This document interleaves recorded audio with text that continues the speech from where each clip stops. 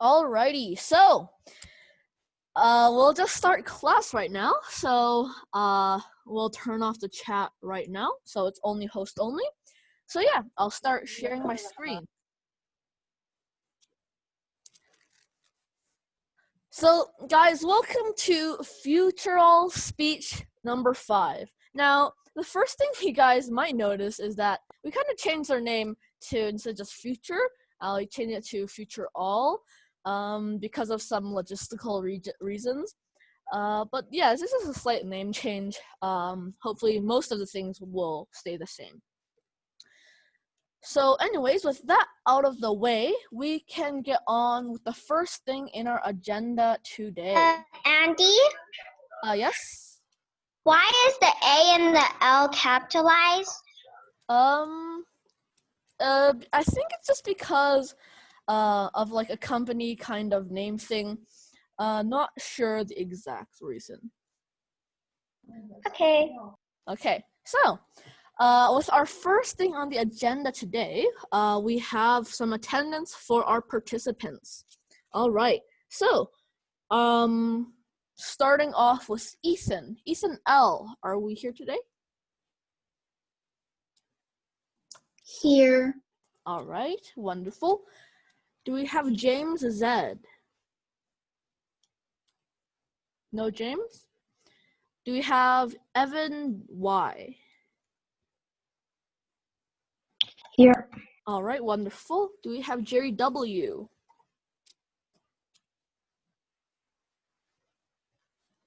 All right, no James. No Jerry. Do we have Heidi? Here. Wonderful. Do we have Luke?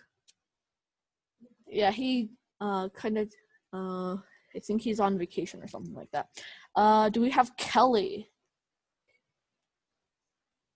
This does not look like we have Kelly. Do we have Sarah? Yes. Wonderful. Do we have Jeremy?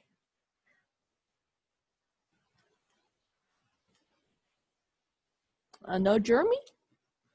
Okay. Do we have Tyler? Here. Wonderful. Do we have Aurora?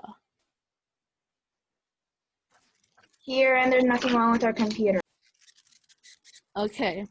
Do we have Lucas? Yeah. Wonderful. Do we have Ethan W? Here. Wonderful. Do we have Beavis? Do we have Beavis? Yeah, I'm here. All right, wonderful. Do we have Tiani? Here. Wonderful. Do we have Alexis? Here.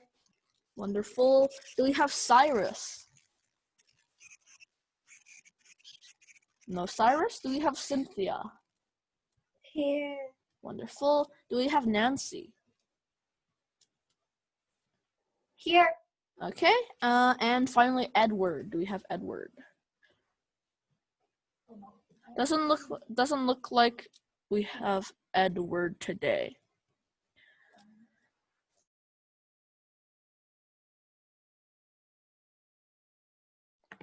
Andy, I have a question. Yes. My mom said to me that some of the students. My mom said that some of the people in the class that weren't speaking, so some of the watchers could actually speak. I think so. Yes. Some of us are not participating today. I have to confirm. Yes, we can have some of the watchers speak. Also, I'm using the old list for today. So I think some of the participants will not be here. So let me just stop sharing my screen to kind of find that old list. So just hold on for 1 sec.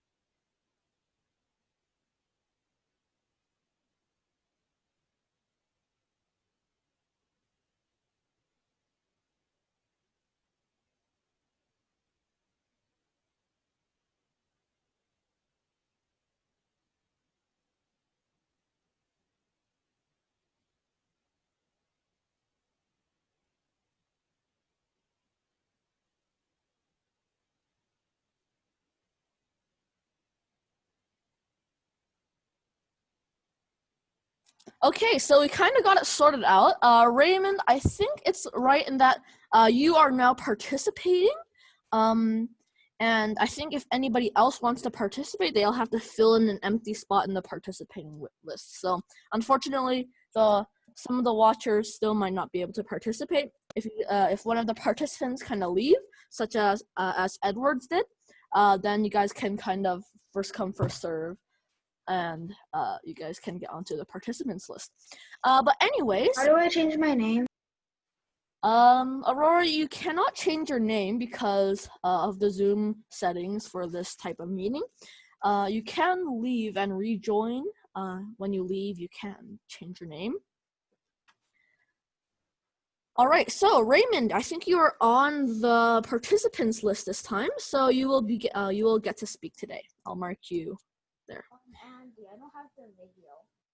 So if you volunteer first, you can likely go today. So anyways, on to our lesson for today. So welcome to our 5th Futural Speech class. And today we're going to be talking a little bit more about impromptu skills. As always, we graduated from Impromptu Basics. Just kind of a refresher of the Impromptu Basics. In Impromptu Basics, we kind of learned the basic structure of the speech by saying the main parts, such as organization, presentation, things like examples, and logic. The basics, we said that they're basics, but it doesn't mean that they're not important. So it means basically that the basics are there, except if you want to go a step further, you should use impromptu skills. However, if you guys do not understand impromptu basics and go straight on to impromptu skills, you're not going to have a great time in the tournament because there are things you still have to do with impromptu basics. The judges are going to notice a lot more impromptu basics, and they'll mark you for that much more than for the impromptu skills, because impromptu skills is just like a subconscious for the judges that makes your speech look better and better. All right, so in the chat, some people are having problems with audio. Can everybody hear me fine? I can. Oh, Yes. okay. So, Absolutely. so for the people who might hear my voice as a little bit choppier or maybe not as clearly, maybe it's something to do with the internet. Hopefully that can get better as we progress. Anyways, advancing forward. So remember, before you get to use the impromptu skills, if you do not understand impromptu basics, I highly suggest that you ask questions. I highly suggest that you try to get a better understanding of impromptu basics. A good analogy I kind of like to use is basically if impromptu basics is the foundation of a house, then the impromptu skills and all the additives are kind of like the main structure. So I guess like the foundation, you can kind of live in the foundation. Some you can't, but I'm just making an analogy. You can kind of, it's basically your base, right? If you don't have your foundation, you can't build anything further, but a foundation is decent already. So that's kind of that. Impromptu basics are our foundation, and here is kind of the extra stuff that will make the judges even more impressed.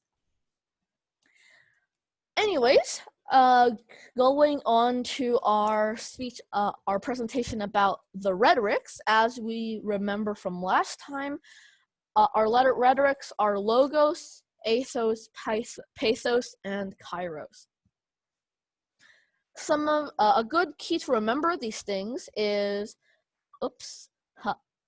hold up, okay. A good trick to remember these rhetorics is that logos kind of looks like logic, which is kind of encapsulates logic a little bit. Ethos kind of sounds like ethics, which is somewhat similar to credibility. Pathos, you can see with the patho, like Empathy, for example, has the prefix or postfix of pace, so you can relate it to kind of like emotions and stuff. And kairos, this is the last one, you just kind of have to remember that it has something to do with time. I think it might have, like in Greek or in Latin, it might mean something different. For example, time and place and stuff. But for this, you just kind of have to remember that it's time and place and action. So logos sounds like logic, ethos sounds like ethics, pathos with the pace, sympathy and empathy, emotions, and kairos, time and place and action. All right, so those are our rhetorics. Do we have any questions so far on impromptu basics? Anything you guys do not understand, or do you have anything that we have to review from our last rhetorics presentation? You guys can say in chat freely.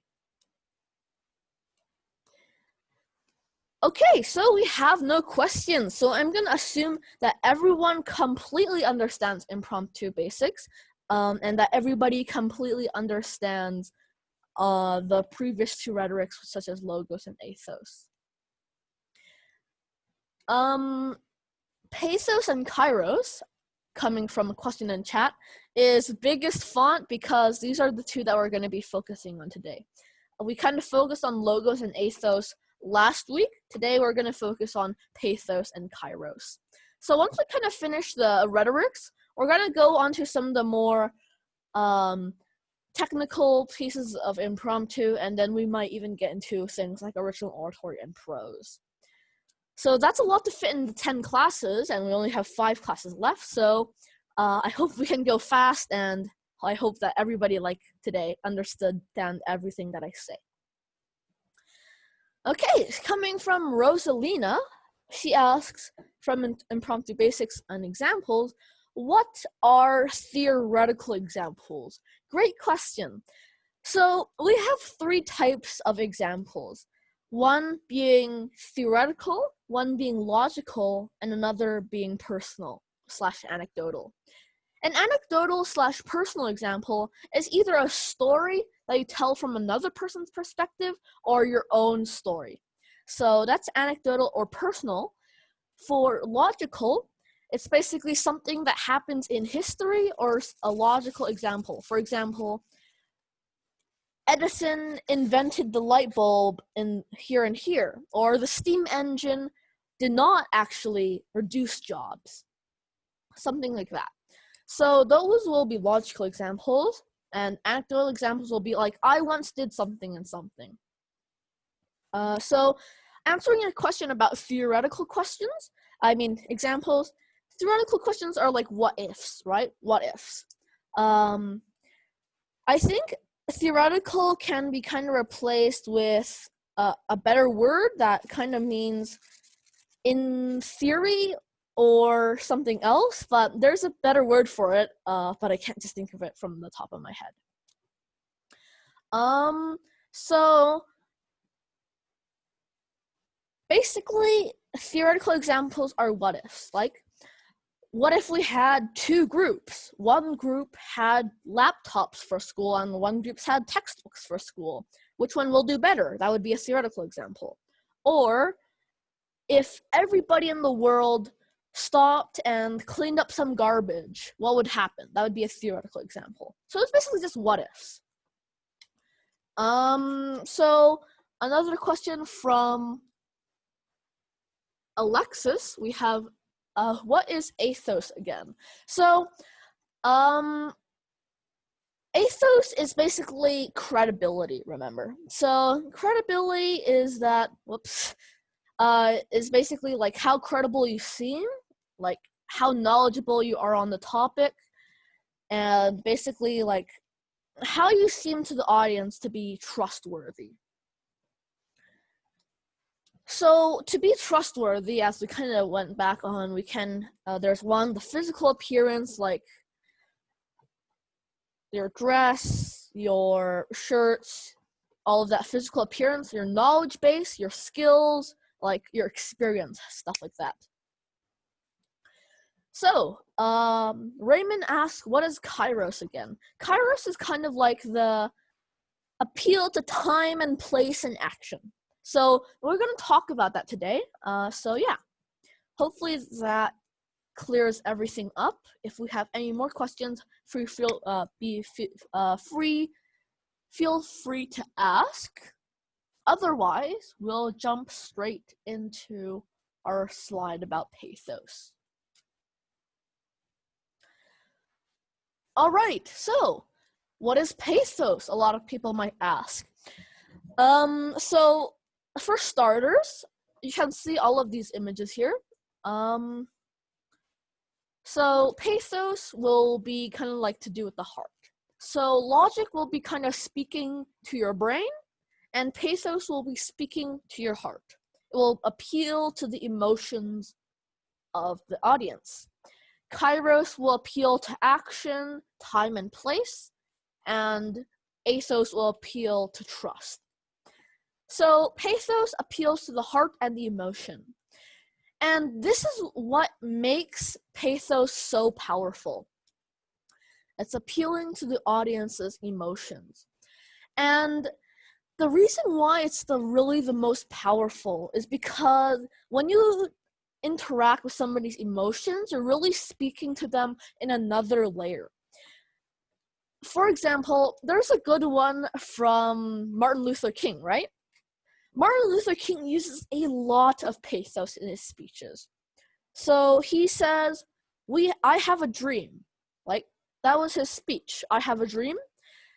People kind of joke around and they say, if Martin Luther King was, instead of I have a dream, it was I have an idea, it wouldn't be nearly as so good. So I have a dream kind of uses the word dream, which kind of interacts with the audience in a more emotional way than I just have an idea. I have an idea may appeal to the head, but it's not as powerful as the potential pathos can give us. So pathos is quite important, and it's very powerful. Another great example would be back when I was doing speeches, when I was not as experienced, still doing some of the contests and losing. So some of you guys may have heard this example before, but once I had a speech tournament, and basically I did everything in a debate kind of way. So everything was jam-packed with logic. All of the examples were like dates and stuff like that. Very, very, very blunt topics, very big signposting. It's almost like a debate speech. And there was this other girl, and the topic was courage, right? And she gave us the wonderful example of Malala. Malala is an activist for women's education, and she kind of stood up for women's education by taking a few bullets. So that took courage, right? But in a debate kind of view, although it's very intriguing, it doesn't give us as much information as just spewing out facts. So I thought that I would have won. However, because it is impromptu and pathos is just so powerful in these impromptu speeches, she got number one. I didn't win anything at all. So those examples, for example, she did one about Malala, was very touching and very emotional. That's kind of what you want to win the judges over with. So another reason why it's powerful, that's kind of what we talked about. So we want to know over here that it's appealing to the audience's emotions, right? Not appealing to your emotions. So when we say appealing to the audience's emotions, it doesn't mean that you have to be very powerful, okay? Not powerful. You don't have to be very emotional. So again, in the provincial tournament that I won first place, I gave some speeches about climate change, and I gave an example that was, I'd say, quite touching. And the other one, speech probably about friendship and something. one of the contestants got very, very emotional because she stopped to say, without friends because my parents divorced, like stuff like that. So she got very emotional when she talked about that, her parents divorced and stuff. She almost started crying. In fact, she did start crying. However, some of the better contestants gave us like a straightforward way of saying a very powerful example, and they still won over the girl who cried tears and stuff like that. So remember that it's the audience's emotions. The speaker doesn't have to show emotions. It's just like a comedian, right? The comedian doesn't have to laugh to make you laugh. So in the same way with pathos, you don't have to cry to make the audience cry. You don't have to be happy to make the audience happy. Although it can help, remember that your emotions are not at the core. It's the audience emotion that you're supposed to focus on. So, does that make sense? Yes. Okay, wonderful. Do we have any questions so far? Not me. Okay, no questions. So everybody understands completely. Okay, wonderful. So we kind of understand pathos and like what it is and how it's used, right? So, all right. One thing I still want to say is that being emotional doesn't help in impromptu. Remember, it doesn't unhelp like solely. A little bit of showing your own emotions is of course very important. It's just not as important in impromptu. The ones where it is even more important than impromptu will be the things like acting, will it be the things like interpretive reading, where you literally have to cry, otherwise you will be deducted points. So those are the ones you kind of want to compare and contrast.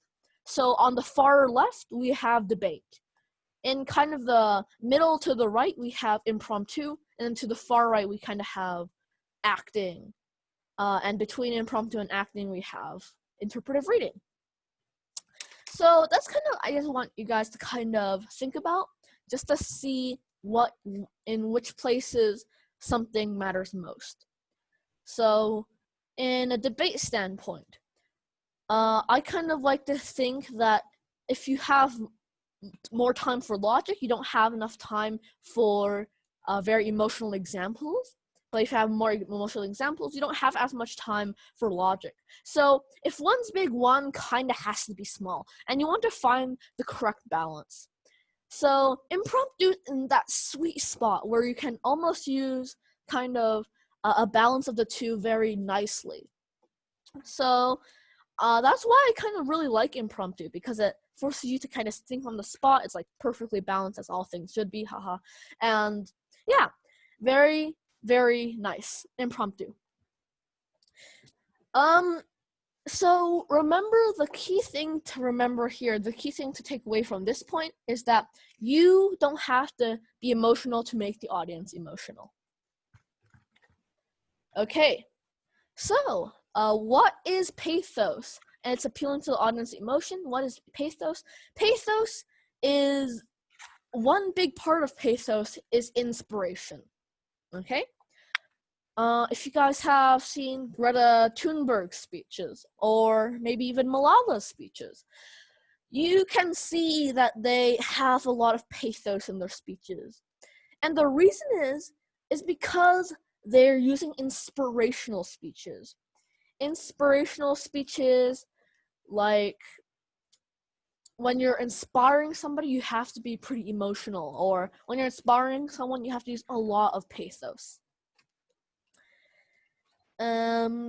When you do have to use pathos, remember that it doesn't only have to inspire, but inspire is kind of like a part of pathos.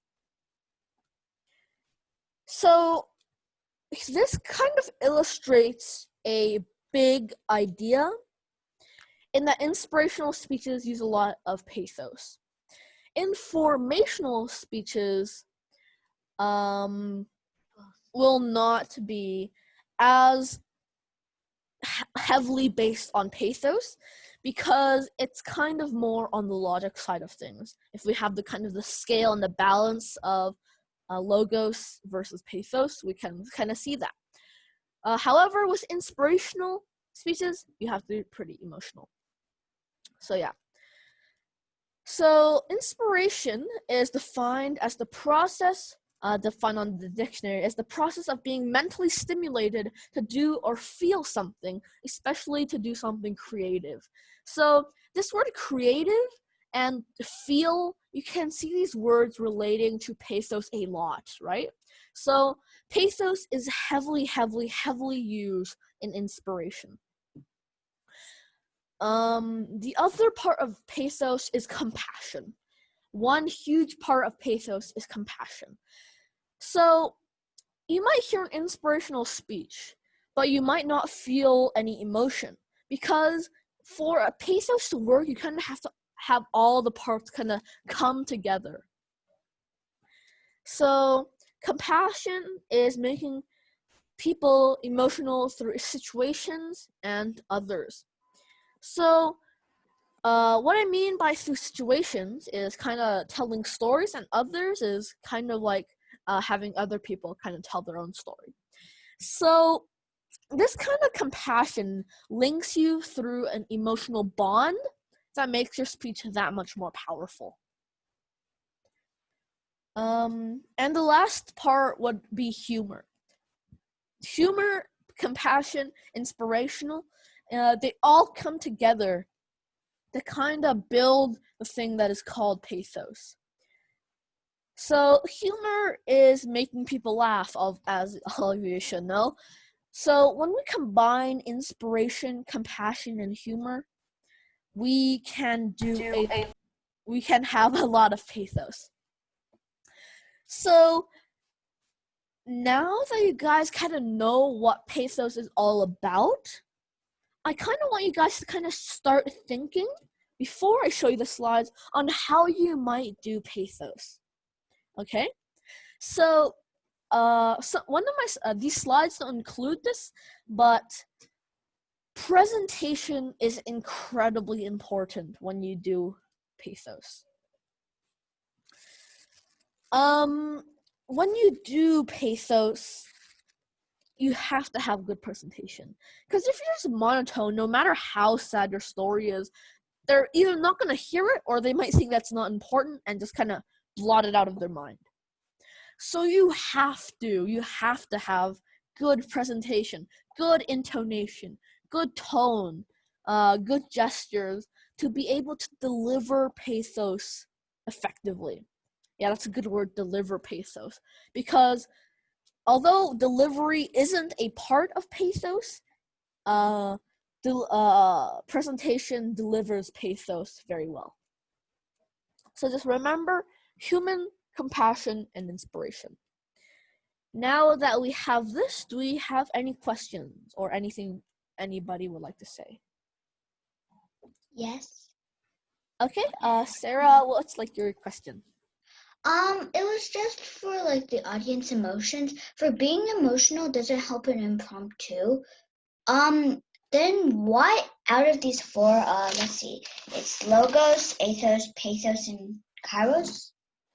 Which one is the best helping impromptu? Wonderful question. Okay, so here, hopefully not a lot of you guys misinterpreted it as pathos doesn't help in impromptu. It basically means that you crying, like yourself being cryy and very sad, doesn't help. But emotion does help in impromptu.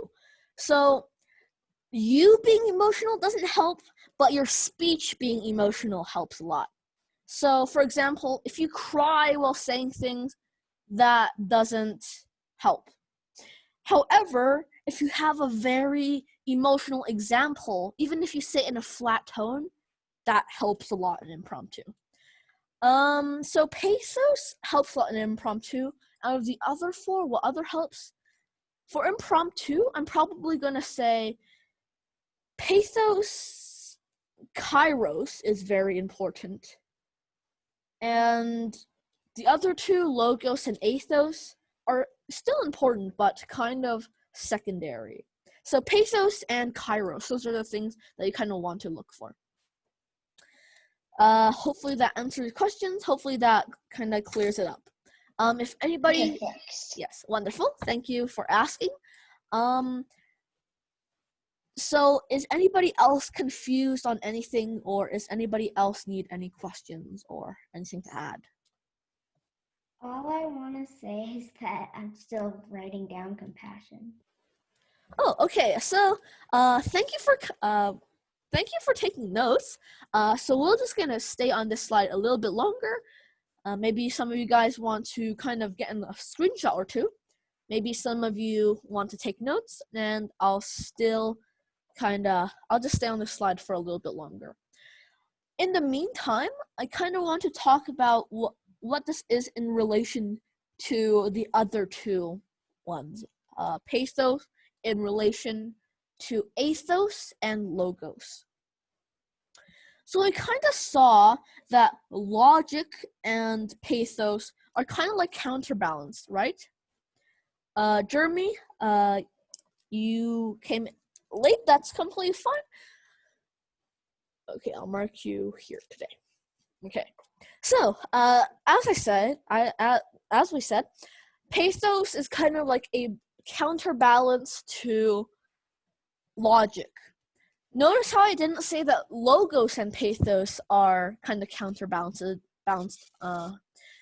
because logos embodies logic, but logic is a counterbalance to pathos. If you don't have as much pathos, you're going to have to fill in the time with more logos. If you don't have as much logos, you should fill in the time with more pathos.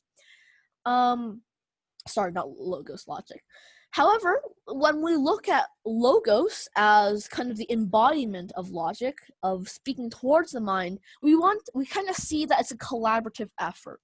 When we have something emotional that hits in the heart and something that appeals to the mind as well, they can work together instead of being a counterweight to work together and do something very good. So just a reminder, logos is not logic. Logos is the embodiment of logic and the appeal to the audience's sense of rationale. So a good example is this. You can have a sob story about some aliens, but it won't be as effective as a sob story about your true friend. You can have a very factual story about somebody in the 1800s or something. However, that isn't as powerful as describing his life, his emotional life in the 1800s. So hopefully that kind of clears stuff up. So logos and pathos works together, logic and emotion counterbalance each other. All right, so looks like hopefully everybody should be done taking notes or taking screenshots. I'll be going on to the next slide. So this is a continuation of pathos. Notice how last time the question was, what is pathos? This time we're gonna say, how can you effectively use pathos? How can we effectively use pathos? Pathos is one of the hardest things to get right. Very, very hard. Logos is easy. Kairos and pathos is hard. Okay, so logos is easy, then ethos is a little bit harder than logos. Kairos is harder than that, and pathos is the hardest. So that is kind of the scale you want to know. But you do realize that the harder something is here, it can also be the most powerful. So pathos is extremely powerful in impromptu. So there's a big question of how we can effectively use pathos. And there's a lot to cover in here.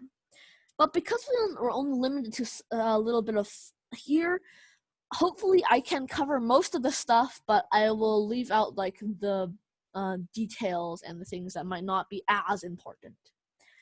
So starting off with how can we effectively use pathos? Number one, stories, stories, stories, okay?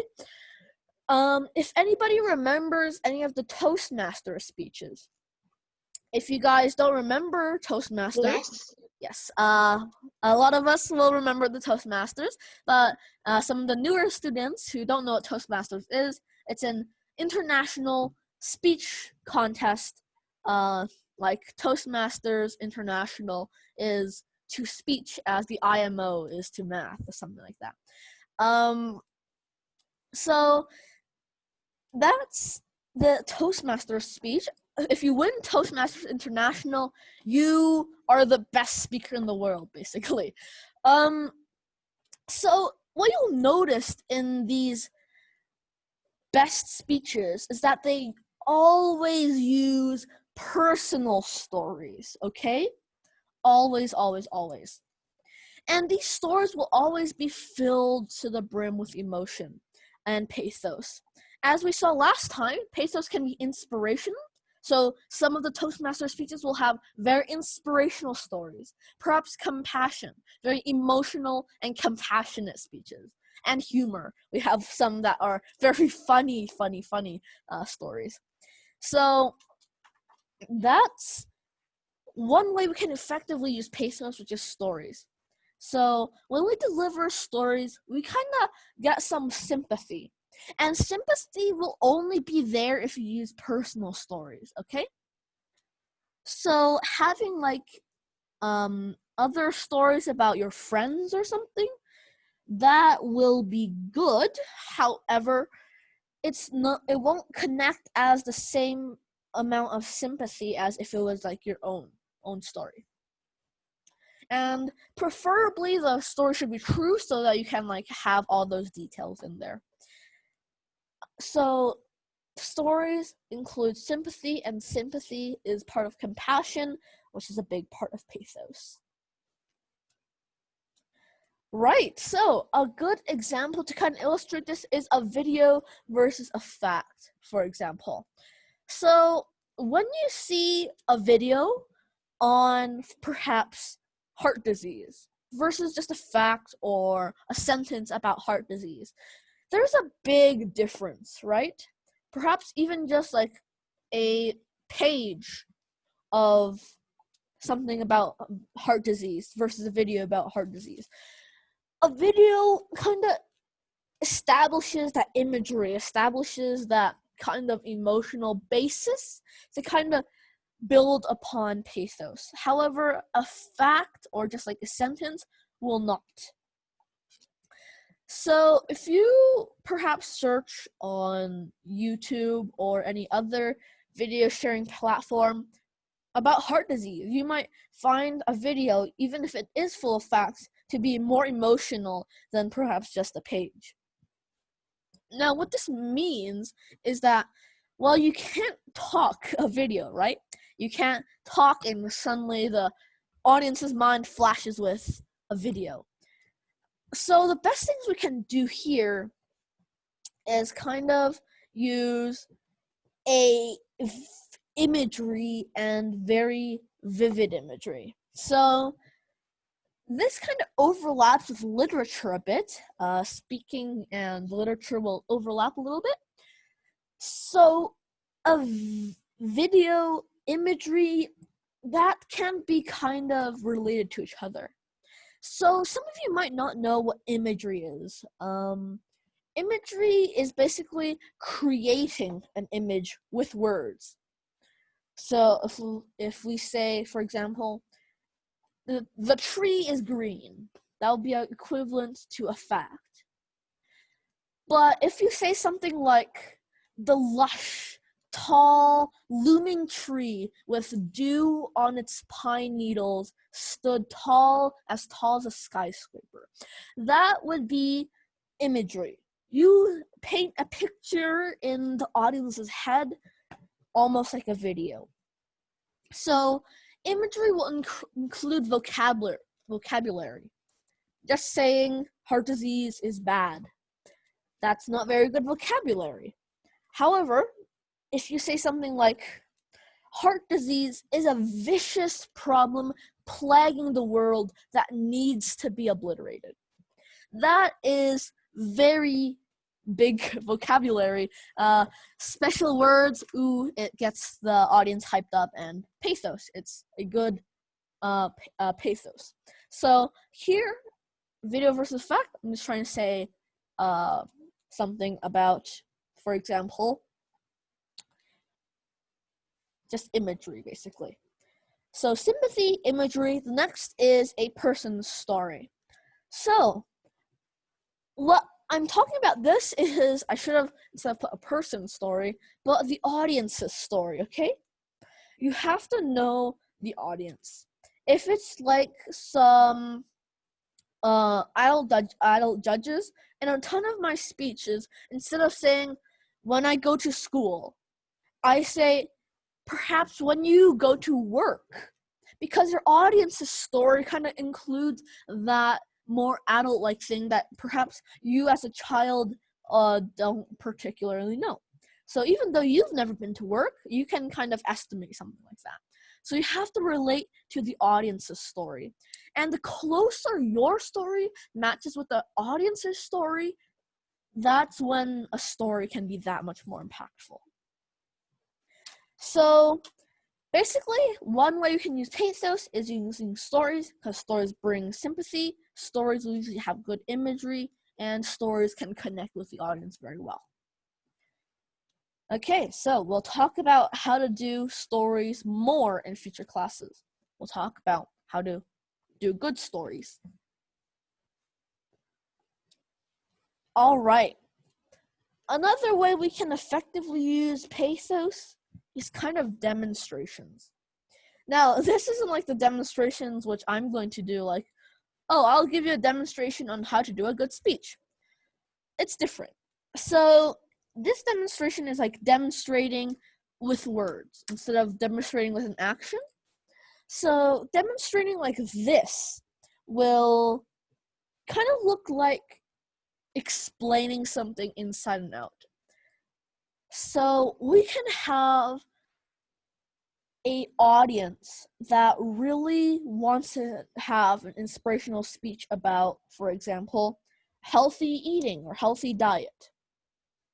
Now, you can say whatever you want about like antioxidants or eat this, eat that. That's instructing.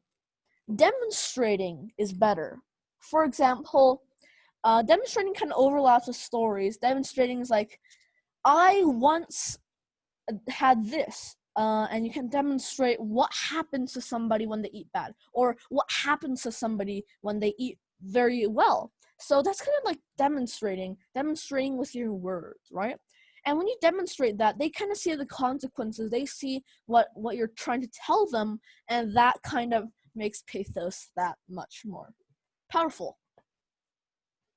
So again, we have imagery and demonstrations. When you're trying to explain, you always have to use good vocabulary.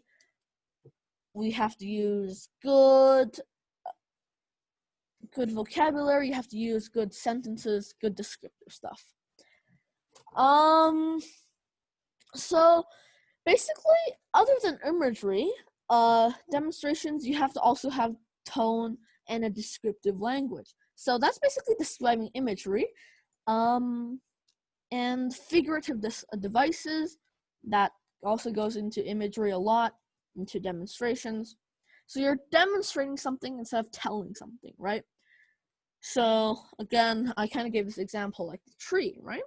So figurative devices, some people might know this as literature devices, such as similes.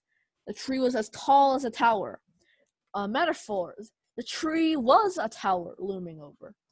Hyperbole, the tree was 1,000 meters tall. Hyperbole, exaggeration, comparative phrases such as metaphors and similes. Hopefully you guys have learned this in school. There's also personification and onomatopoeia. Yes, wonderful. Thank you for saying that. There's onomatopoeia and a very personification. So personification will kind of be in literature. However, as Sarah said, with onomatopoeia, you can add a specific aspect of a story. For example, instead of the you close the door, you can literally say, slam, I slammed the door. That will kind of paint a better image. So yeah, wonderful. Yeah, I think there's actually more like alliteration, idiom, or sort of those things. Yes, there is more alliteration, stuff like that. However, the most important ones we kind of gone over. The other ones might not be as applicable to speech. They're more applicable to literature. But otherwise, that kind of helps you paint an image with pathos, which is kind of like the link between you and the audience. All right, vocabulary we already went through. And the last way we can effectively use pathos is connect. So the way you connect is by sympathizing with the audience. So this kind of overlaps with a person's story. However, instead of looking at the audience's story, you can kind of sympathize with like the audience's physical stuff, such as if you see that everybody here seems like they've all have t-shirts and stuff. Maybe you can tell something about us about t-shirts or something. Stuff like that. We are running out of time, so I'll kind of quickly dash through this. Connecting with your audience evokes emotions, sad or happy, and will kind of connect with them on a deeper level. So, connection, how to interact with your audience a bit more, such as rhetorical questions and such, we'll go over in a later class. So that's how we can effectively use pathos. Well, we are not looking good on time. So I'll have to go through this quite fast. So, kairos. What is kairos? A lot of people already know this. It's the appeal to the audience's sense of time, action, and place. A lot of people just do pathos, logos, and ethos, and kind of just leave out kairos. But I do think that kairos is still kind of important. Because especially in speech, we always have action and place. So let's talk about time. Andy? Yes? Isn't like Kairos like call of action? Kind of, but not exactly. So time, you can say that it's time for action. That's basically the call to action. So that's one thing you can say. Do this, do that. We need you to do this now. So that's kairos, and problem solution format uses kairos a lot. You'll notice that problem solution uses all 4 rhetorics, and that's why I like it so much. So that's for time. The length of time you can emphasize. We've been in an era of blah, blah, blah for millions of years. So that's kind of one part of kairos. Okay, some people are still having some audio problems.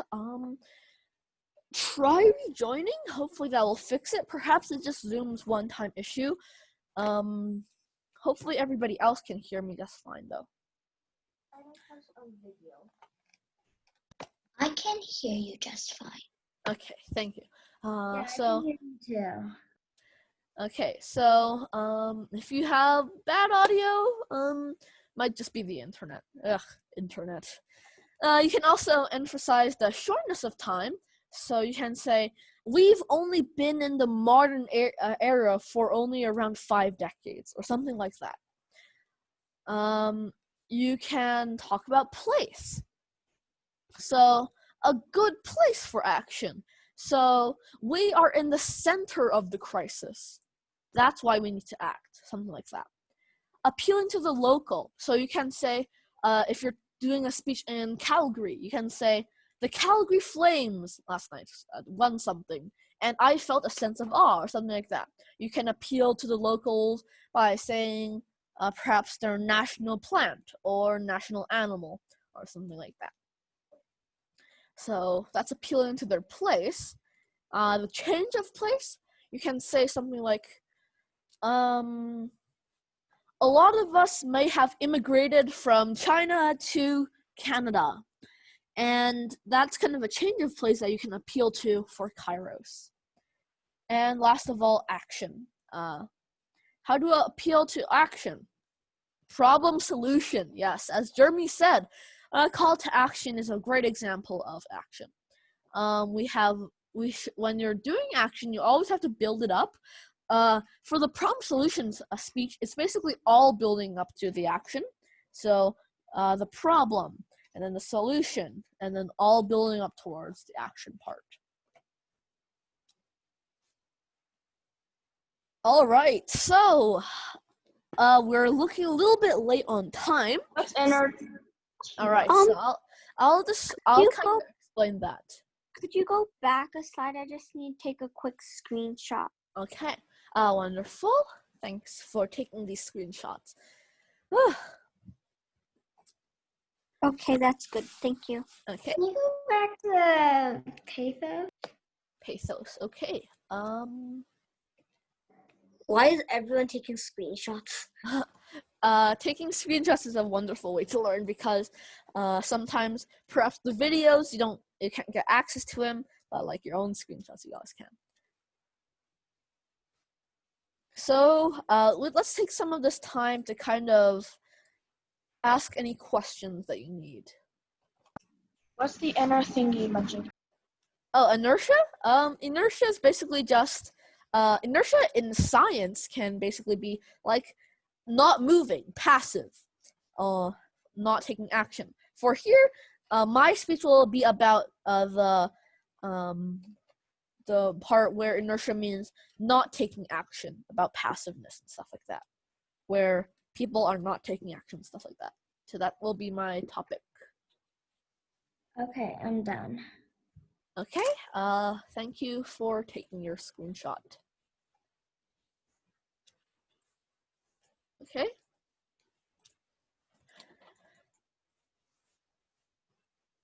All right, so I think it is time for my demonstration.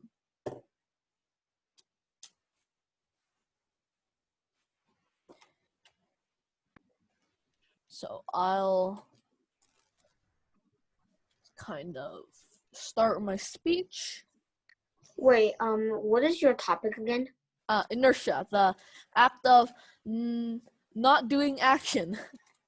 Anyways, I'll turn on. Oh, inertia is spelled I-N-E-R-T-I-A.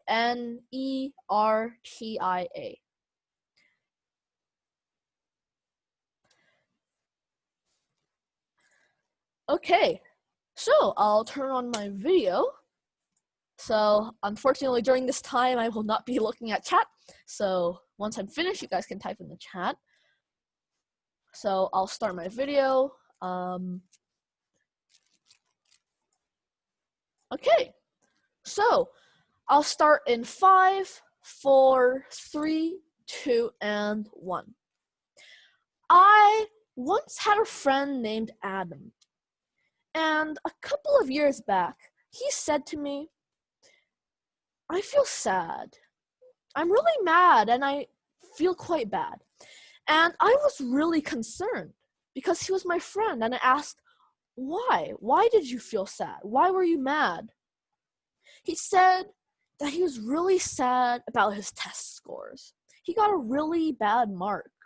He was frustrated with his homework because it was too hard. And he felt really bad when he saw people littering and he just felt so helpless. So I looked him in the eyes and I said, are you going to do anything about it? Are you going to learn harder to get better test scores?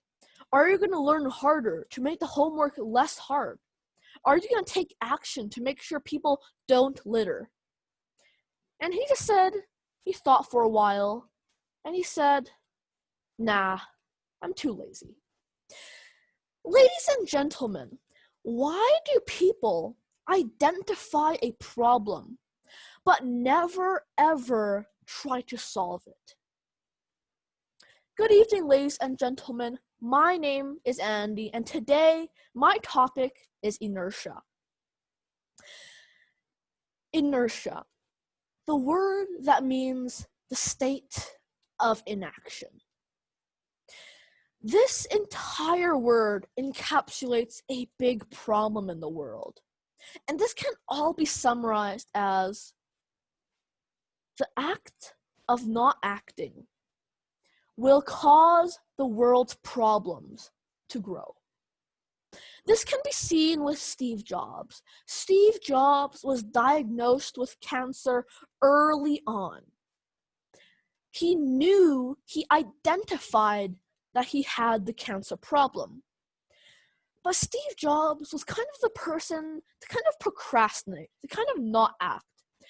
His doctor persuaded him. He begged him to do the treatment, do the surgery. But Steve Jobs did not act.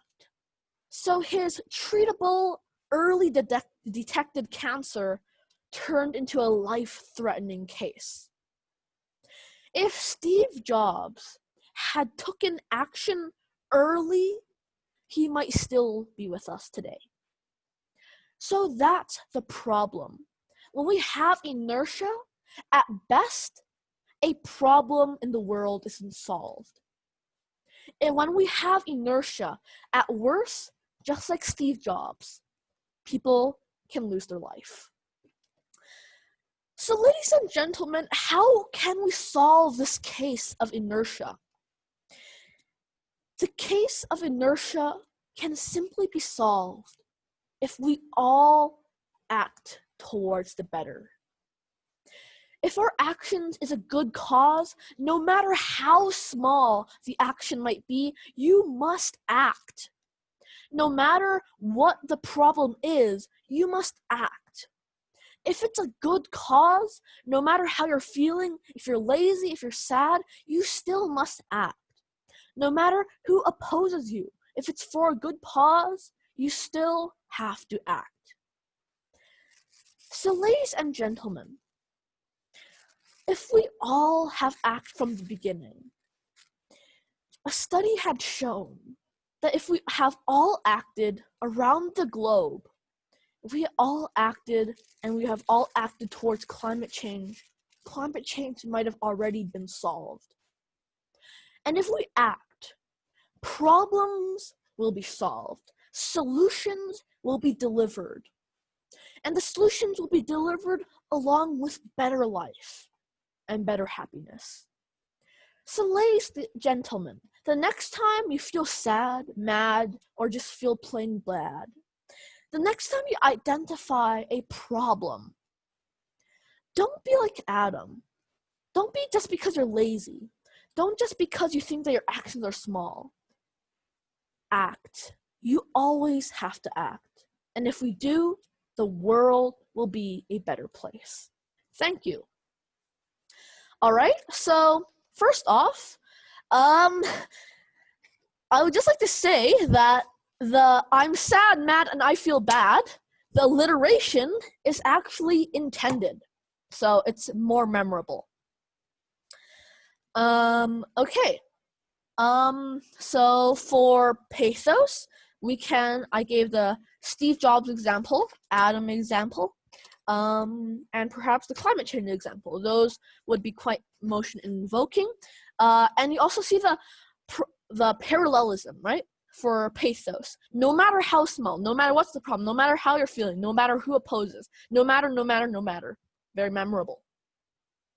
So I just want you guys to kind of take that into notion for the Kairos, for the call to action, like the next time you do something, don't be like Adam, stuff like that. So let me see the questions in chat. So, all right. So Alexis wants the Kairos slide. Andy? Yes? Can I go first?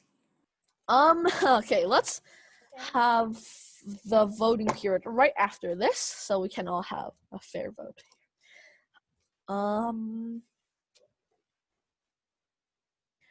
So Raymond asked, when you're doing your speech, do you have to do the full 5 minutes?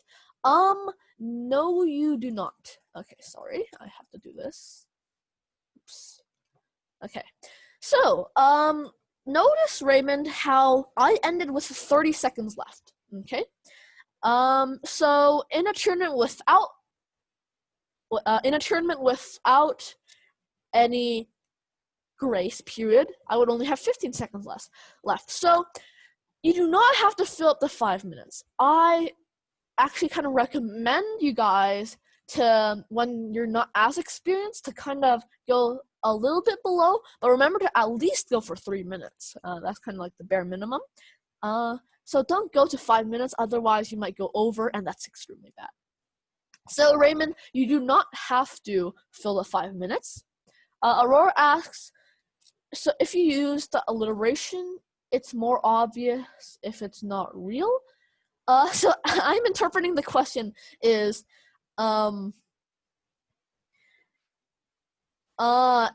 alliteration, will it be more obvious if the alliteration isn't real, such as sad, mad, or bad? So it doesn't matter what type of thing you do. It doesn't really matter if it's real or like an emotion. They'll always help in imagery. So it doesn't matter, alliteration, all those figurative devices will always be good. Okay, so hopefully we have completed our notes. And we can get to our practice slide. Yay, everybody's favorite. I'm gonna go second. First. Okay. Can I go second? Oh, okay, slow down. I'll have to open the participants class. So, Yes, Jeremy wants to go second. Can I go third? Praise the Lord to speak. Go second. Can I go second? okay, Can I go fifth? I'll go fourth. okay, so, I heard Jeremy. I'll go fourth. I think James wanted to go second. I heard that Sarah wanted to go third. I'll go fourth. Okay, wait, hold on. First. Can I go fourth? Go second. So James wanted to go second, but but I think someone already took it. So Can I go fifth? Can I go fourth? Okay, so Evan wanted to go fourth. Alexis wanted to go Oh my God. fifth. Could I go sixth? Nancy wants to go sixth. Wonderful. Can I go fourth? Can I go last? Okay. So, and wait, Can I go fourth? who wanted to go sixth? Did anybody want to go? Can I go sixth? Can I go fourth? Oh, okay. Okay, so just slow down a little bit. So far I have Jeremy first, James second, Sarah third, Evan fourth, and Alexis fifth. Oh yeah, I was sixth. Yes. Can I go last? Nancy was sixth, and I think Ethan W will want to go last. Can I go third? Raymond, unfortunately, third place is already done, but I think I'll establish kind of something new. So I'll do kind of after class speeches with kind of the more or less the same topics. In fact, I'll even add a new kind of topic inside. Bases to go in. Don't worry, Raymond. I'll let you go 8th because it's your first time. Okay. Could the 8th one be like some world hunger? World hunger? Sure. Why I not? feel like it should be like I feel like if you have more, I feel like it should be like easy or maybe just hard. Since there's lots of easy ones here, not too hard. So I either think it's gonna be like very easy or just hard. Okay, I'll do something in the middle then. I'll do I was about to type no such thing as dumb questions. okay. It's conspiracy theories. Okay, so some people might find it hard, some people might find it easy. Anyways, so we will have so Jeremy's going first, James is second, Sarah's third, Evan is fourth, Alexis fifth, Nancy is sixth, Ethan is 7th, and Raymond is going last today. Am I gonna talk today or what? Ethan, unfortunately, because of the little scramble at the start, I think you might not have volunteered as first. But like every so much classes, I'll do kind of like a reverse order in which that the people who have not spoken much yet will get to speak, whether you like it or not. So today, I'll send the list of the orders in the chat. So this is it. Okay, starting with Jeremy. Jeremy, what topic would you like? I want to I guess more better. So don't judge a person by their cover. Actually, is it supposed to be don't judge a book by its cover? This can also kind of be applied to a person, but anyways. Yeah. So yeah. So that's basically just saying don't judge a person by their physical appearance and stuff like that. Anyways. I feel like both of these are actually more like pathos, except for like exploration. I'm not sure about that, but like the rest is all pathos. Mm-hmm. So that's kind of what I want you guys to kind of use today. James, which one would you like? We're going down the order. Experience. Okay, experience. Sarah, which one would you like? Can I have perseverance? Perseverance, wonderful. That's a very good one for pathos. Evan, which one would you like? Evan, I think your audio kind of cut out there. Gratitude. Okay, I think I heard gratitude. Okay. Yeah. Okay. Alexis, which one would you like? Can I have culture? Okay, culture, yes. Nancy, which one would you like? That would, could I have exploration? Exploration, sure. Ethan W, which one would you like? Is don't judge a person by their cover taken? It's already taken by Jeremy. Can I have conspiracy theories? Okay, sure. And last of all, Raymond. Raymond, which topic would you like? The only topic left is what was the most influential moment of your life. Right. Okay. Raymond, since it's your first time, if you want to select your topic, like do one that anyone else has done. Yeah. Okay, would you like to do that? Because I understand that's your first time. I'm sorry, what was your question? My sister came in. Oh, okay. If you want to do a topic that somebody else has already done, that's fine because it's your first time. Oh, can I do that? Yeah, you can. Can I do perseverance? Okay, sure. Okay, so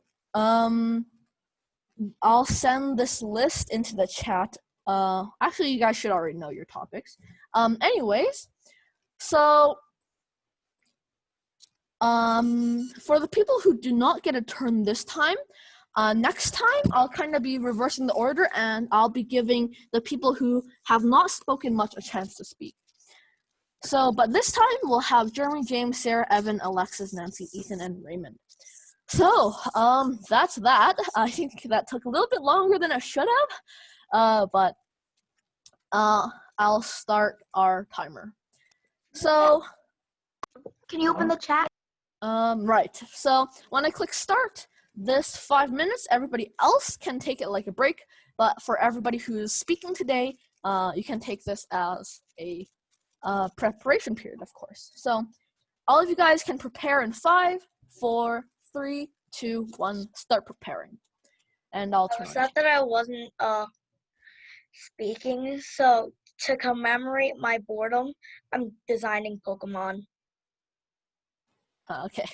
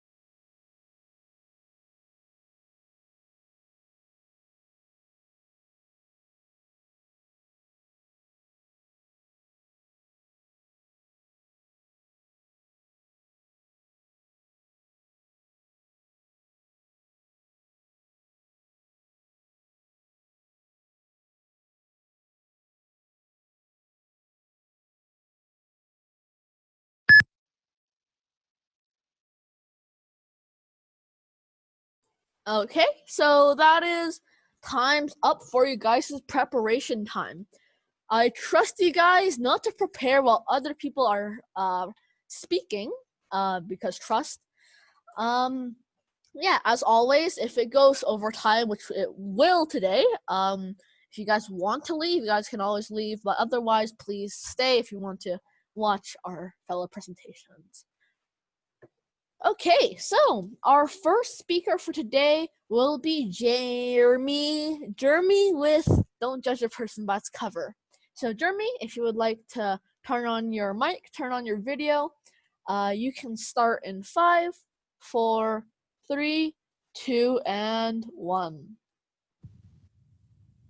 I once read the book Wonder and watched the movie. It was basically a child that wears a space helmet and has some sort of, I guess, cancer, and his face looks different. He had many surgeries before. This basically movie and this book is about this child going to like his first school because he was homeschooled for a long time. What happened was that this child had a friend, but this friend was made by only the principal. And he never had anything because of his appearance. I thought that pretty sad that why would you judge someone by his cover, or why would you do that? I was sad for him. He didn't have any friends. He was lonely. He's not happy. He was sad, and he's mad. So it wasn't very good. But finally, at the end of the book or movie, he actually won a prize and became the school's, well, pretty popular children at the school. I have a question for you guys. Would you laugh at that child? Or would you try and make your friends and comfort them? Or would you laugh in their face and make them sad and angry and discomforted and not in place? Which one would you do? Hello everyone, my name is Jeremy, and today my topic is don't judge a person by its cover, or don't judge a book by its cover. In this problem, basically there's a big problem in the world. They don't judge, they judge book by its cover, similar to this. When you have a book or just a person, they look at them. If they're ugly, they think they're bad. If they're not ugly, must be a good friend. They don't like ugly people. But that's a big problem. That person is sad in the movie. His name is August, I'm pretty sure. He's sad, he's mad, he's lonely. He feels not in place. People laugh at him. People doesn't even want to look at him. He's not good. Well, he doesn't feel good. And I dare say he especially didn't feel good. One of the kids assigned by the principal to help him. Well, that kid behind in Halloween started, I guess, laughing at him and joking. So I dare say that it might not be good. Why? Because that person, these person judged that person by its cover. Never do that, guys. There's also one child, I'm pretty sure his name's Summer. She helped with August. She became her friend, and she's good-hearted. So from what we could do is the solution is pretty easy. Don't be like the other kids and judge a person by its cover, but be more like the kid named Summer. Be a good friend with them, no matter how they look. Don't care about it. Make friends. Do every way to make friends. I have I guess a friend now who used to be an enemy. His goal was to become everyone's friend in his class, no matter what. I feel like that's the spirit we should do. Make everyone your friends. Don't laugh at people. Make them your friends and be happy about it. If someone's sad or mad or lonely because some person doesn't like him, or just because he doesn't wear good clothes or his skin color is different, be friends with him. So that, like, you must have heard about George Floyd, some of them say he got killed just because skin tone and it's different from cover. Not good. So how can we help with this racist, or I guess just don't judge a book by its cover? It's pretty easy. Make everyone your friends. Don't care about other people.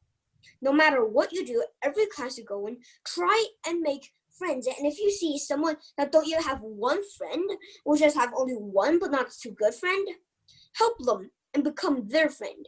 You will be happier. They will be happier. This place will be a happier place other than a lonely and gloomy place. This place will be like the sun, happy and bright, not anything like the night, dark and bad. So this leads to the conclusion that never judge a person by its cover. Become their friends, and remember, always remember, that it's what's inside that counts, like their heart, not their skin color and the cover. Thank you. Okay, wonderful speech. So the first thing I'd like to comment on, so mostly today we'll just be doing comments on Pathos and Kairos. So for your action for Kairos, I think that you did very well using the problem solution, the format. However, if we go more advanced into action, as you did, I think that you did very well with kind of like the parallelism with like this place will be this place will be this, stuff like that. So you repeated this place, this place, this place. That's a very good technique for action and very good technique for being memorable, which is very good, a very good habit. So with the problem solution format, action will always be part of the end. But one thing that some people make is that their problem will take up 2 minutes. Their solution takes up 2 minutes. And then guess what? You only have 1 minute left to do both visualization and call to action. So remember that call to action is just as important. Although it can be shorter, it's still quite important. I think that you handled it quite well. However, I thought that call to action could be even longer. But otherwise, very nice work on Kairos. For Pathos, I feel like you used George Floyd, which is good. However, you could have been more descriptive with George Floyd, even if they already know. Instead of just saying that he was beat, you can say that they stepped on his neck and he said he couldn't breathe. That would you could say his example for a bit longer and it'll be even more emotional. But overall, wonderful use of Pathos and Kairos. Keep up the terrific work. Thanks for the comment. And for the George Floyd, like when I was preparing, I actually thought of like repeating like that phrase, but like I ran out of time at the back. Right. So be careful not to make your problem solution, the problem part and the solution part too long. So that's kind of a danger. Anyways, our next person for today, I should stop saying person. Our next speaker for today is James with experiences. So James, if you would like to turn on your video. James, yes. You can start in 5, 4, 3, 2, and 1. Hello, I'm experience. I had this experience for computer gaming. Say that. And then you just lie if you didn't do that. But experience is if you did that plenty of times before and you're used to it, that's what experience is. Like before, like I went to summer class and it was about fencing, right? So that was my first class. So I decided to go on and try my best to get experience, right? Experience, you don't have to get used to it. Like, you could go to this area and then if you went there a couple years ago, a couple months ago, and you could just say, or you just had experience of that single thing. Like pretend that this person called Bob, he was going to his first soccer class. He never had experience with soccer or soccer class or shooting the ball. So that was his first experience for playing soccer or something.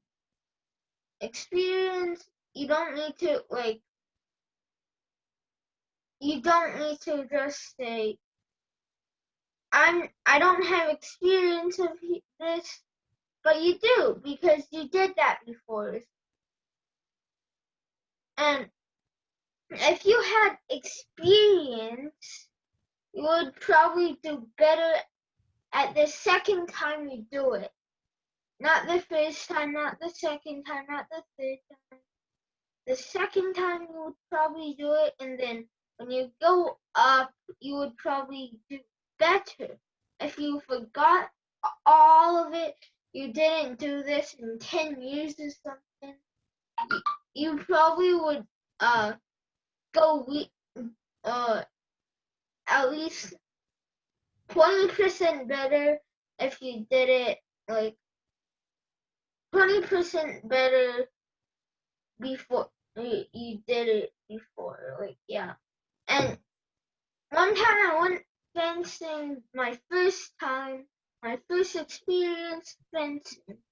I won 50% of my games and I lost 50% of my games.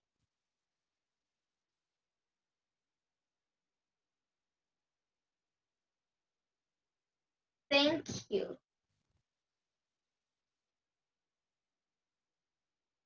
All right. First things though, James, your video is all black.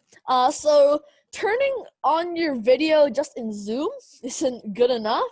The best is to kind of show your face and gestures, because that's kind of the main part of speech. So next time, be sure to show your face, and better yet, show your gestures. But otherwise, for Pesos and Kairos.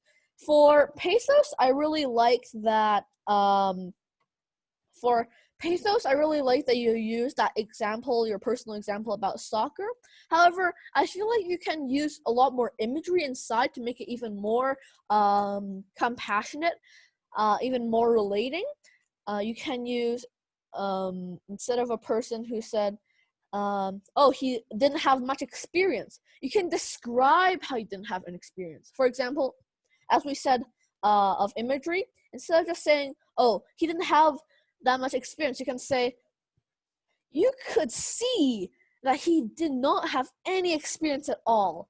When he tried to kick the ball, he tripped over the ball. When he shot for one area, he shot behind him. So that kind of paints like a better image on like him being inexperienced. But otherwise though, good story. Next time just include maybe a little bit more story and be a little bit more imaging, maybe use a bit more vocabulary, but otherwise very good in Pesos. For Kairos, just remember that at the end or somewhere in between, you have to kind of appeal to the action, place, or time. Perhaps instead of just saying soccer team, you can say a soccer team that's native to Canada or Calgary, and you can put them as your role model or something like that. But otherwise, pretty good speech. For the people who want to leave now, you guys can leave. However, I would recommend you guys to stay for our wonderful speakers. Anyways, our next speaker for today will be Sarah with Perseverance. All right, so when I click start, Sarah, you can start speaking in 5, 4, 3, 2, and 1. Once I was biking up this hill. It was a very steep and high hill, and I thought I couldn't make it. However, I remembered a word from a book called The Single Shard. In this book, there is a boy named Trier. He's a bit older than me, and he is on a mission to send 2 vases to the emissary. And one time, when he was just about to give up, he remembered a word that his friend had said. 1 step, 1 second, 1 step, 1 village. That is the way you will go, my friend. And so I repeated this in my head over and over. 1 second, 1 step, 1 village. That is the way you will go, Sarah. And very soon I made it up the hill. And I was so proud of myself. Hello, my name is Sarah. And today I will be talking about perseverance. I believe that perseverance is the most important character in a person in order to succeed. There is a very big problem in this world. The problem is not a lot of people show perseverance. And because perseverance is contagious, if you don't have perseverance, you can spread it onto others. And if everybody in this world does not have perseverance, then this world could be awful. It could be a place where everyone was fighting to get some money, and there are many deaths.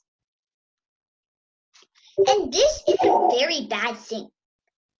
And because if there are many deaths, this may not be even called a world anymore. So fortunately, there is a solution. There are 2 solutions. The first solution is that you can train yourself little by little. I was climbing a mountain with my friends and my family. And there was one point where I was about to collapse onto the floor. I was about to give up. However, I remembered that I was trying to do perseverance. I was trying to learn how to do perseverance. So I gathered all the strength inside myself and kept going, bit by bit. When I was about maybe 50 meters away from the crest, I said, I can't go anymore. You guys go ahead of me. I'll just take a break. So I sat down, drank some water, and ate some fruit. Then I got up and kept going. And so when I got to the very top at the crest, and I looked down, I was shocked. I was very amazed that perseverance had boosted me all that time. The whole time that I was walking. It was because perseverance had been boosting me up there.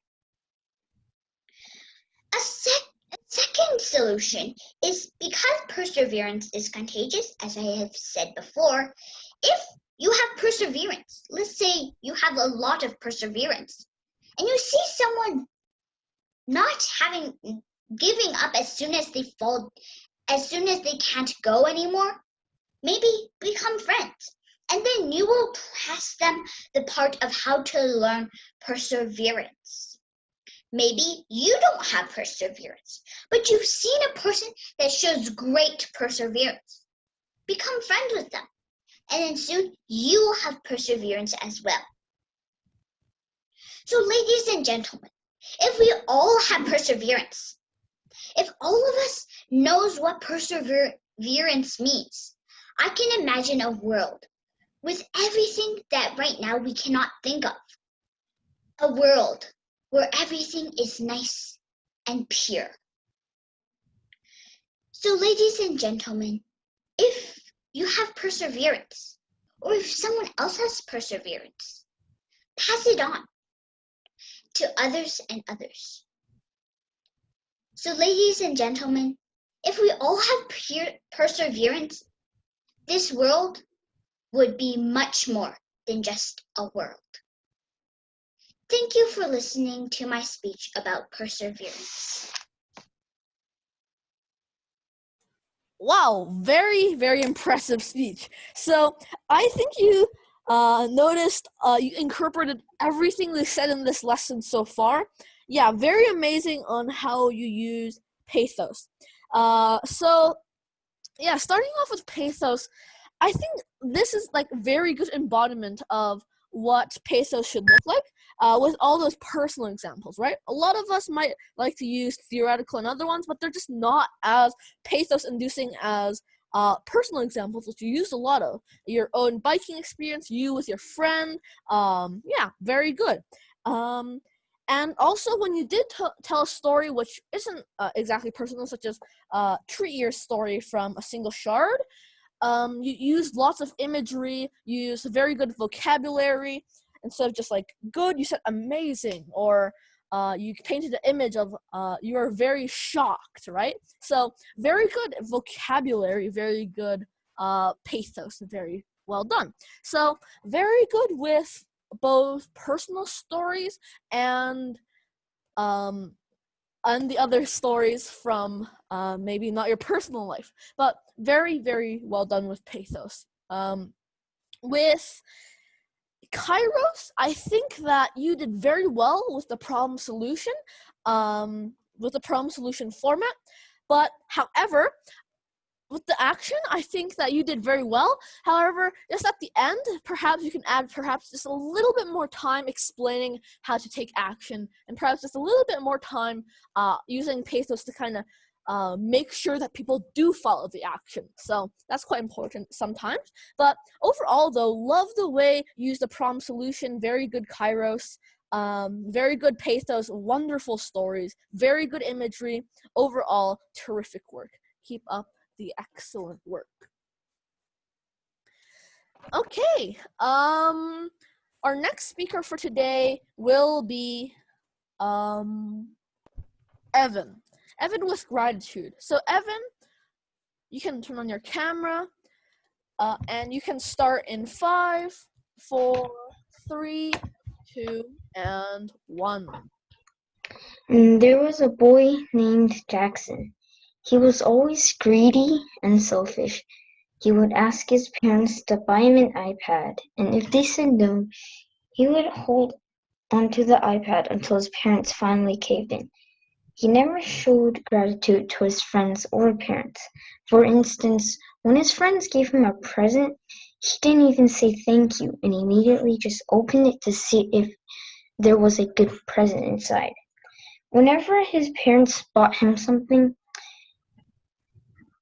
he would just grab it and put it somewhere in his room. He never said thanks to anyone, and no one wanted to be his friend anymore. Finally, when he was an adult, his parents bought him a really fancy car, and for the first time, he actually felt grateful for them. He said thanks in a low voice, and he couldn't even believe it himself. Finally, when he had kids, he learned the true meaning of thank you and showing gratitude, and lived to be a happy father, always saying thank you whenever someone gave him a present. Good evening, ladies and gentlemen. My name is Evan, and my topic today is gratitude. Gratitude is something that shows love and affection to someone. Pretend someone gave you a toy, then you would probably say thank you. But if you are mean and selfish, like Jackson, when he was a little kid, then not a lot of people will like you. It also ruins a lot of your reputation, and many of your former classmates will start thinking you are a bad kid. Also, you should always show gratitude whenever someone gives you a compliment, and that is actually a good thing because then people will actually be nice to you if you show a lot of gratitude. It also improves your reputation more and more, and you might also get more and more friends. And pretend you have a business, then the most important thing is to show gratitude to your workers, because if you do, then all of them will feel happy in the working space. And thank you for listening to my speech about gratitude.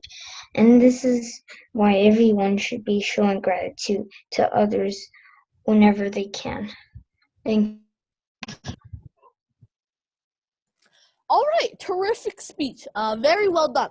So, starting off with a bit of Kairos, I think that you especially did very well with Kairos in your speech, with all the action.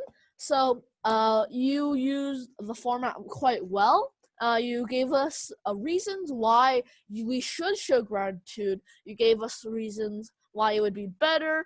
You gave us examples on what happens if you don't show gratitude. So very wonderful. With Kairos, I think you appealed to action very effectively.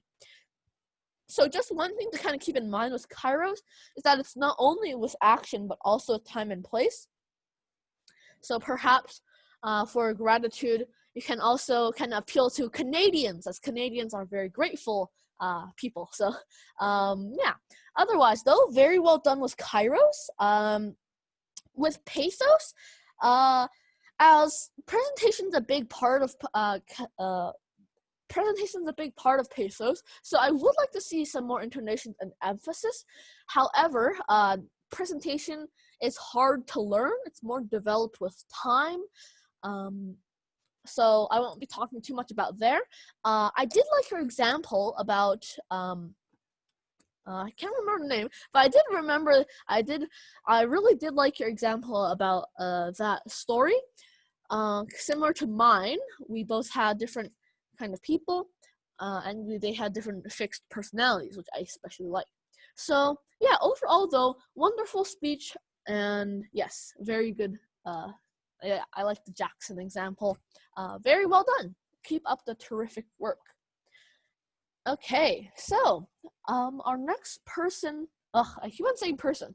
Our next speaker for today will be Alexis with culture. All right. So, Alexis, if you would like to turn on your camera, you can start in 5, 4, 3, 2, and 1. Once at school, I learned about Peru, and there were so many different cultures. I found them intriguing. I loved how there were different foods, different dances, different clothes. Everything was unique. And if I looked at one culture and then another, I would see that they were both very different. And I also tried some food, and I thought it was wonderful. If there were no cultures, that wouldn't be existing. Good evening, ladies and gentlemen. My name is Alexis, and today my topic is cultures. I think cultures are very important because cultures give us the chance to experience what our ancestors did long ago and the people that lived before us. And without cultures, you wouldn't be able to eat new foods or try new things when you go on vacations. For example, once when I visited China, again, I felt it intriguing because the culture there was different from here in Canada. I had hot pot there, and it was so much more spicy than the ones that I eat here at home. But I felt that it was good in a way, that I got to try new things. And I also went to a park, and I took a walk with my parents, and I even got a model plane, and I got to launch it with a rubber band. And then it would fly up into the air, and it would come back down, and I would go grab it and launch it again. So, ladies and gentlemen, cultures let us try very different things, and they can be important in a way as well. If the cultures of the Incans hadn't continued, we wouldn't know them now and what they did. So, above all, I truly believe that cultures are very important for the world. Thank you. All right, very wonderful speech. I'll just like to highlight some parts of pathos for this speech. I think that you did very well with pathos, with all of your personal stories. I like how you used imagery with all those figurative devices, but I kind of remember that very big vocabulary words are also very important within imagery. I like how you use figurative languages, but I think if you use more big and impactful vocabulary, it would be the imagery would be a lot more visualized. For example, like amazing versus good, like terrific versus good, like depressing versus sad. So they kind of paint a little bit of a clearer picture, if you see what I mean. I know it can be a little bit hard to get at first with all of those different vocabulary, because impromptu is hard because, well, it's on the spot and it's hard to think of advanced vocabulary on the spot. But once you get a bit more practice, I think vocabulary can go up. But overall, I think that you did very well with your personal examples. I liked your examples. Yeah, very well done. With Kairos, I think that you incorporated some Kairos in there. Yeah. However, I feel like this speech, although it was more pathos centered, didn't have as much Kairos. Because, well, we don't really have to act on culture, right? However, if you kind of gave us kind of something that's kind of sad, like a big problem in Canada right now, this both relates to action and place, which is good, which is the Native American. Their culture is kind of being undermined, right? So you can kind of say something like that, and you can give us some Kairos to think about. But otherwise, though, very good speech. Loved your pathos. Yeah, overall, terrific work. Yeah, thank you. All right. Yeah, you're welcome. Our next speaker for today will be Nancy with exploration. All right. So when I click start, Nancy, you can start in 5, 4, 3, 2, and 1. You have all heard of or read the book or watched the movie 20,000 Leagues Under the Sea. This is a very popular book and was made a movie in 1954. And this book was about a crew of men who went under this submarine, but they didn't have submarines back then, so they built one. It went under the sea and explored all of it. This wasn't real. It was a science fiction book. But if this was real, the world could be such a better place. Good evening, ladies and gentlemen. My name is Nancy, and today I am going to be talking about exploration. The problem is there's not enough exploration and not enough creativity to inspire these explorations. And we've only discovered 5% of the entire ocean on this earth. And exploration, if we explored more and funded more of these projects, we could have a much better place filled with knowledge or filled with experience. And if there was no exploration, for an example, there would be no Canada. There would be no Europe, because these people who explored and founded these lands would not have the creativity, and the emperors / kings would not have funded these. There's no easy solution. They're very costly, I must admit. But if we put aside a handful of money like we do for NASA, we can do enough money to send at least one exploration per 5 years. This could improve our life, our quality of life, because we could learn more things and get back supplies that will help us and make us a better human beings. There's a simple solution, but not as effective. Still pretty effective though. Teachers can encourage more people, young people, to be more creative. Like this GATE program I'm in.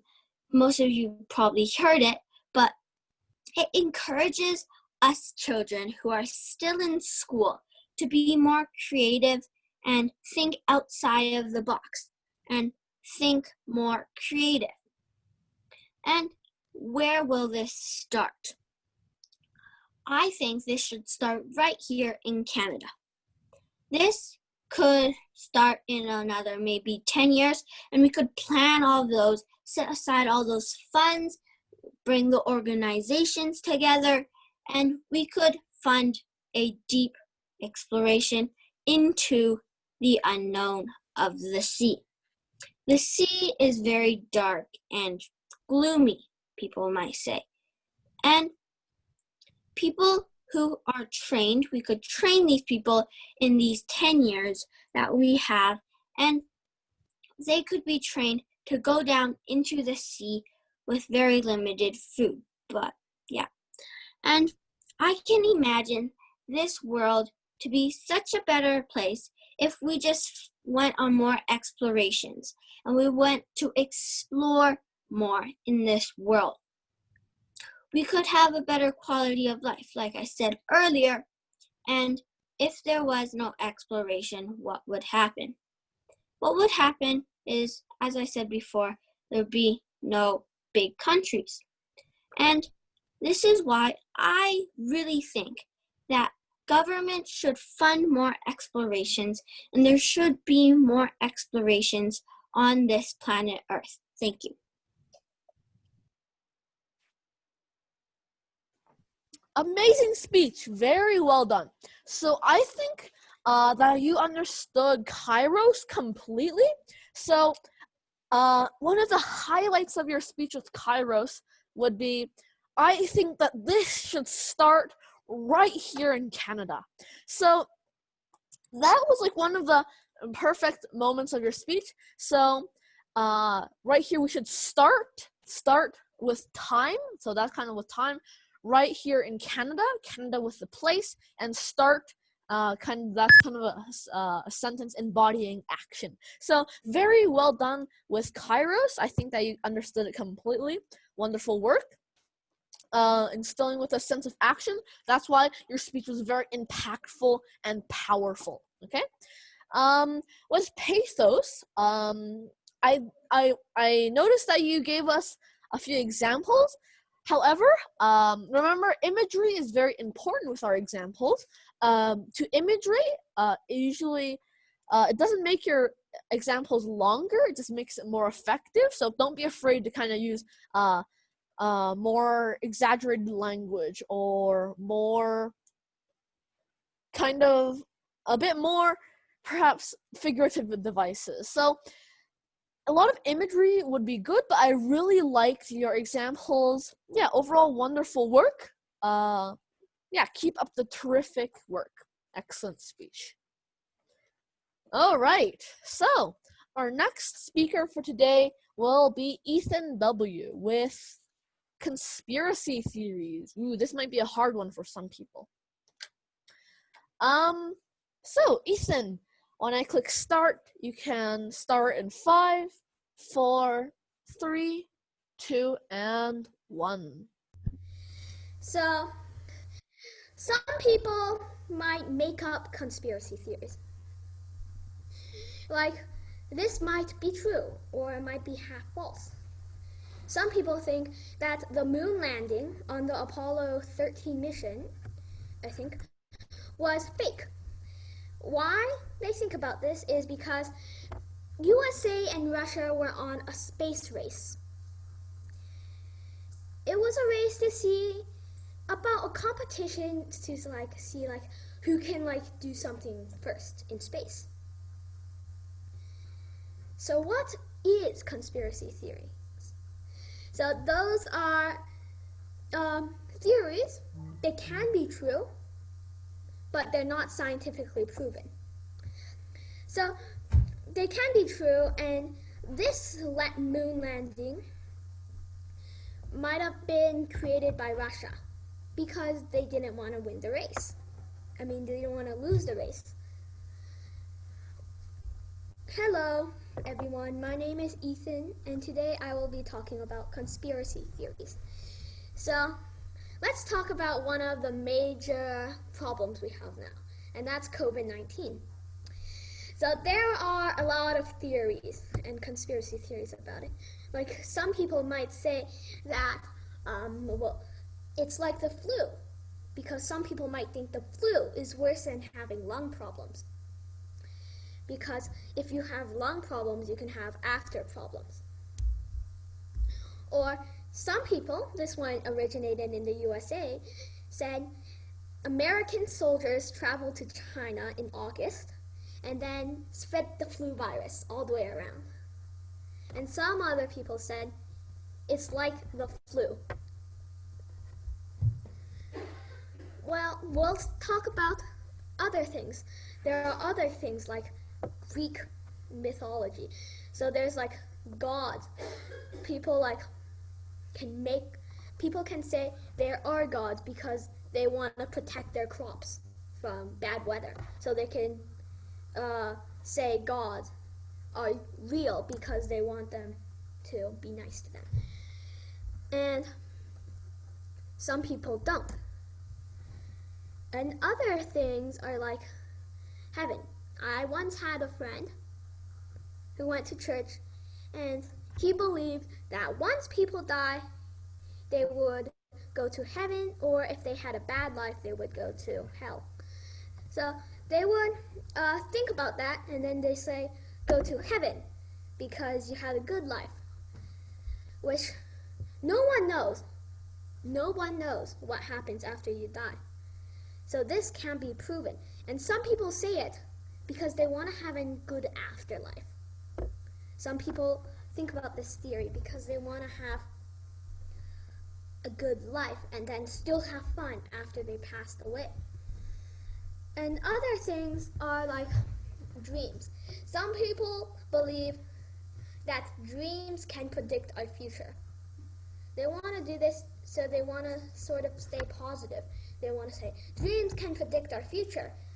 So you wouldn't be sad, right? So they can predict your future. So overall, what this thing means, these theories might be about sad events, like we go passing away, or maybe you had to move around to a deserted island because some person made up this theory about that you have to go here. These aren't exactly true, but they might not be false. Well, some people also predict certain dreams have certain meanings. Some people might think appearing naked will mean that you're nervous about something. You're nervous about going to school. So what this means is you can think all about this on this side, and then other people can think about this. There's room in between for everyone else to think make up their own and believe some others. Thank you. Again, very, very well done with your speeches. So I think that you're also more of a Kairos speaker, which is more of a logical type of speaker for today. So yeah, very well done. So for Kairos, I like how you kind of expanded some of the conspiracy definitions to like this time, right? This is happening right now, or perhaps the time in the past. Did you know that the Apollo landing was fake? Something like that. So that was a conspiracy, fake moon landings. Yeah, very well done. Another conspiracy theory could be some people believe that the Earth is flat, or some people believe that the vaccines don't work. which are both wholly untrue. So very well done. I loved your kairos. However, I think that the pathos would need a little bit more work. So I really liked your intonation, your stresses on the words. Very well done demonstrations. Very good speech tones and stuff like that. Very well done. The thing I think that you can work on is basically using imagery with stories.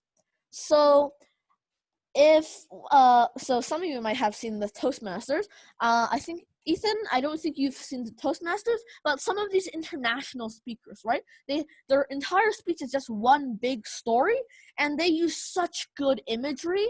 They describe the details of the smallest details. It's like you're immersed in their speech. And that's kind of what we're aiming for with our speeches, to kind of immerse the audience to be extremely memorable. But overall, though, wonderful kairos. I think that you did very well. Overall, wonderful speech. Keep up the terrific work. Alrighty, so our last speaker for today will be Raymond. So, Raymond, if you would like to turn on your camera, which you have, Raymond, you can start speaking in 5, 4, 3, 2, and 1. One day, I was trying to make a paper airplane.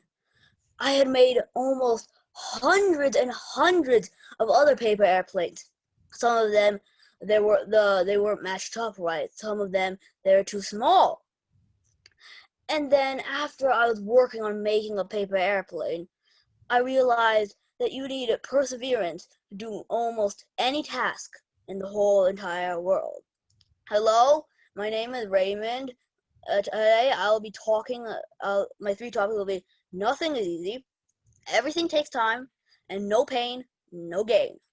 Now, nothing is easy means that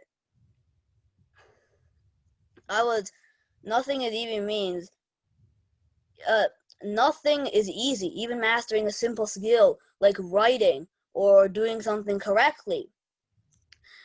I was learning to swim one day, and I kept on drinking in water. I kept on flailing around. I couldn't float.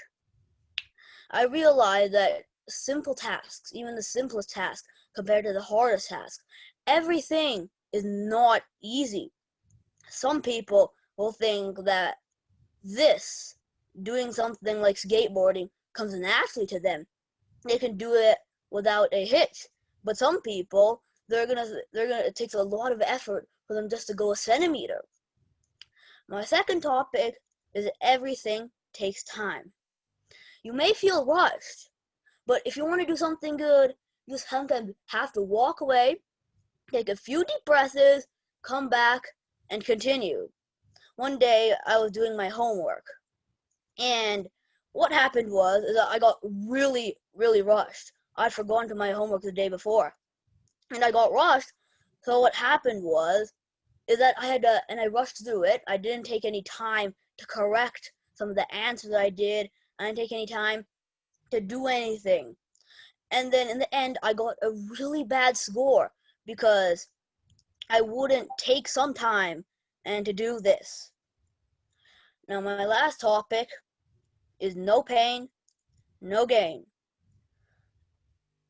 If you're doing something and you don't do it right the first time, and then you do it another time, you're going to realize that the pain is less than the first time you did it. It's the second time you do it, you know what to do, you know how to do it, you just know how to do it better. I was watching a movie, it was called The Lorax, and in the last few scenes, the 3 people, they're trying to get the seed planted, and they went through a lot of pain to do it. They did lots of things that took pain. If you had 2 people to go and do a job, one person, he wouldn't accept any pain. He would just go in, take the job, and be done with it. The other person could actually take some pain. The other person could grind his teeth, through it, but he still finished. Now, you know what I'm going to say. The person who had no patience, who wouldn't take any pain, he would lose his job on the first day. The second person, though, would stick through it. He would take the pain, and then he would learn how to do things better. A great example of this is Abraham Lincoln. His family and friends died. He had chronic depression, but he managed to grit through this. He managed to do it well, and he managed to become one of the greatest U.S. presidents ever. Thank you, ladies and gentlemen. Those are my 3 topics. Okay, very, very well done. So, I think that you're more of a logical speaker, which is completely fun and impromptu. So I think that you did better with Kairos, okay? So I think you made some references to kind of time and place. However, I would like to see perhaps a little bit more action. Like, for example, people are not persevering. Everybody I see is giving up. How can we solve this crisis? And you can say, ladies and gentlemen, never ever give up. Something like that. So that would be kind of like a call to action. So that can be a little bit improved, but I really like your Kairos in references to time and place. Excellent, excellent work. With pathos, I really liked your examples, especially the paper airplane one. I really liked your intonation, your tone of voice. Very well done with pathos as well. Just remember to give us a little bit more imagery and perhaps a little bit more context, because at first I was a little bit confused on why paper airplanes had to do with perseverance, but then I got it. So perhaps giving the context like outright at first would be even better. But overall, wonderful, wonderful speech, especially for the first one. Congratulations. Very, very well done. So, everybody, thank you guys for watching today. Thank you guys for coming to our presentation. You guys all did wonderfully today. Thank you for listening, and I'll see you next week. Bye-bye. Thank you. Bye-bye. Thanks. Thank you. Bye-bye. Bye.